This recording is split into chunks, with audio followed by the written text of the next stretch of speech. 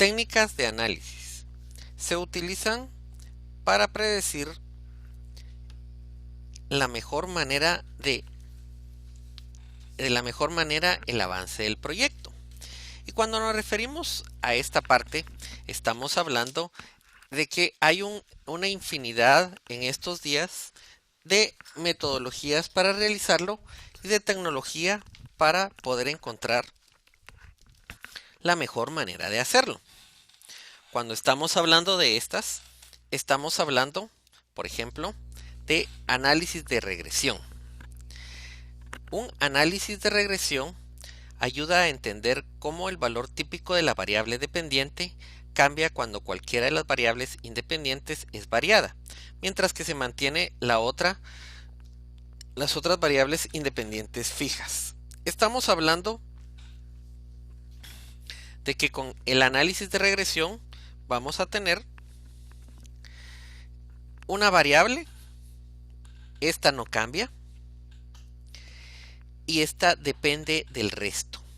Es una técnica que se ha manejado en sobre todo estadística. Luego tenemos métodos de clasificación. Es una forma de sintetizar la información contenida en una tabla multidimensional y es mediante la conformación y caracterización de grupos. Cuando vamos agrupando las cosas, vamos entendiéndolas de una mejor manera. Como hemos visto, el avance de proyectos es de ir de lo macro a lo mínimo. Vamos primero del proyecto en sí, del proyecto bajamos a las fases, de las fases bajamos a los procesos, de las fases bajamos a los grupos de trabajo, de los grupos de trabajo bajamos a las actividades y de las actividades bajamos a las tareas. De la misma manera, estamos hablando de áreas de conocimiento y grupos de procesos. Tenemos 47 procesos que si los miramos individualmente, para nuestra cabeza es más complicado el mostrarlos o el enumerarlos que si los tenemos agrupados de diferentes maneras. Entonces, los métodos de clasificación lo que nos permiten es que nosotros podamos clasificar lo que estamos controlando. Eso puede ser por área afín al negocio, por ejemplo, la parte financiera, la parte técnica, la parte tecnológica, etc. O por la cronología del proyecto: inicio, planeación, ejecución, seguimiento y control y cierre. Lo importante es que nosotros logremos clasificar y llevar de una tabla multidimensional a grupos. Análisis causal. El análisis causal es el que, partiendo de la consecuencia, se orienta para encontrar la falla que lo produjo. Nosotros tomamos un problema y vamos escalándolo para encontrar qué fue lo que pasó. Esto se utiliza sobre todo en la parte de la calidad y en Six Sigma, en ISO, etc. Análisis de causa raíz. También es tratado en la parte de calidad. Se enfoca en la resolución de problemas a través de la identificación y corrección de las causas raíz de los eventos. Este va al revés, en lugar de tratar los síntomas que surjan de un problema. Al concentrarse en la corrección de la causa raíz, se previene la repetición del evento. Métodos de pronóstico. Con los métodos de pronóstico estamos basándonos en estadística. Es realizar estimaciones en situaciones de incertidumbre. Cuando nosotros tenemos una duda sobre algo, cómo va a resultar algo, podemos utilizar algunos pronósticos. Por ejemplo, uno que ya aprendimos es el método de las 3 puntos, 3 variables: optimista, pesimista y más probable. Con esto nosotros estamos pronosticando, bajo ciertas teorías y ciertas premisas, cómo va a realizarse una actividad o cuánto tiempo va a durar. Análisis de modo de fallo y efectos. Es un procedimiento de análisis de fallos potenciales en un sistema de clasificación determinado por la gravedad o por el efecto de los fallos en el sistema. Cuando nosotros estuvimos hablando de la matriz de probabilidad e impacto, estamos hablando de un análisis de modo de fallo y efectos.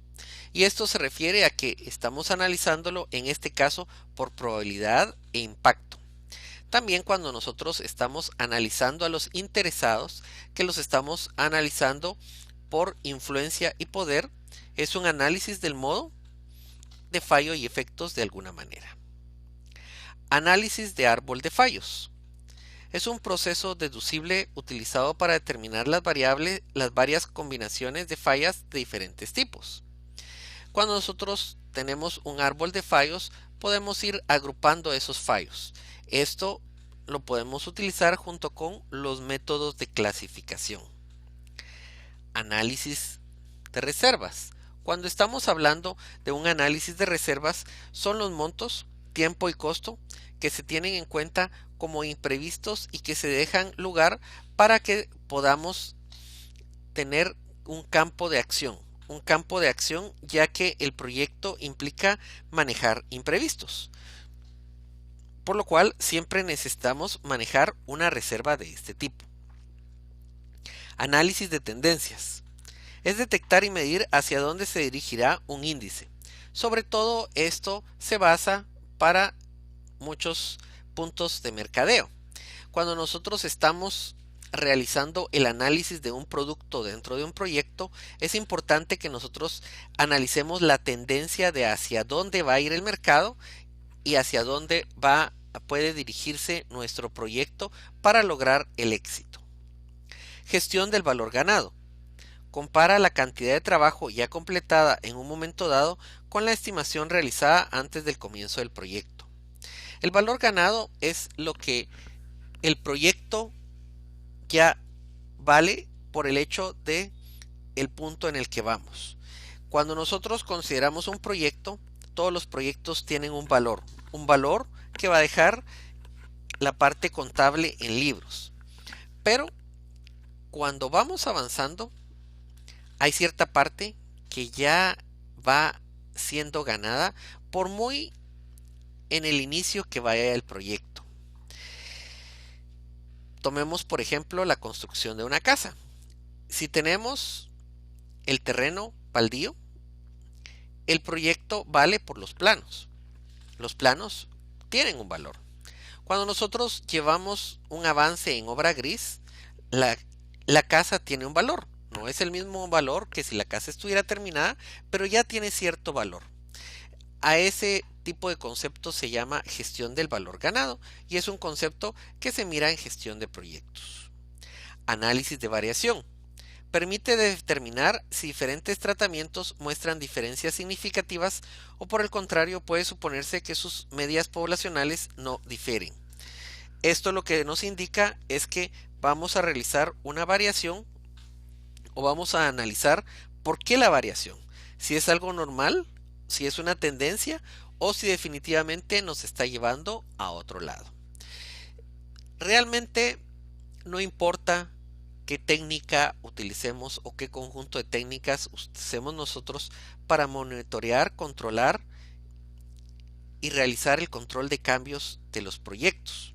Lo importante es que podamos utilizarlas para indicar o predecir de la mejor manera el avance del proyecto, ya que todas estas técnicas, algunas pueden ser de nuestra predilección, otras puede que nosotros no nos guste usarlas, pero a la larga lo importante es que nosotros podamos predecir el proyecto, porque a la mayoría de interesados les interesa el cuánto va a costar independientemente en qué etapa vayamos y cuándo va a estar listo, independientemente en qué parte estemos del proyecto.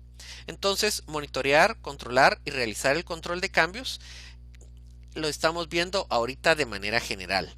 Ya vamos a entrar a ciertos detalles conforme avancemos en esta sección de gestión de proyectos.